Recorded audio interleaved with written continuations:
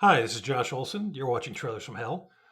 Daniel Clowes is one of the greatest writers and artists working in comics. I've been a fan forever. His work is vicious and hilarious and has the ability to be both savage and compassionate and human at the same time.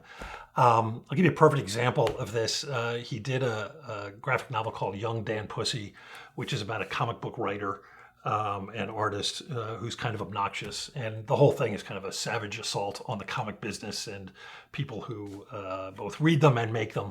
And I saw him speaking once about it, and a fan stood up and said to him, Mr. Clowes, how do you feel about the fact that your work makes fun of your own audience? And Dan Clowes smiled and said, more importantly, how do you feel about that? That's kind of the joy of Dan Clowes. I was really anxious when I heard that his series Ghost World was going to be made into a movie. I am happy to report back, as probably most of you know, there was no need to be anxious. This is Ghost World. Hey, what do you think you're doing? Shut up that damn noise! Rock and roll, baby. Freedom of speech. This was Terry Zwigoff's first film after Crumb and his first narrative feature ever.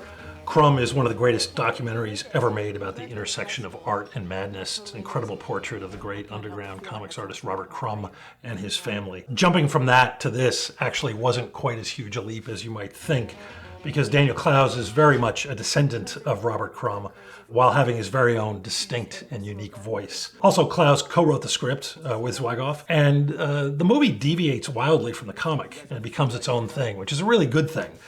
Because they both exist in their own worlds and they're both there for you to enjoy.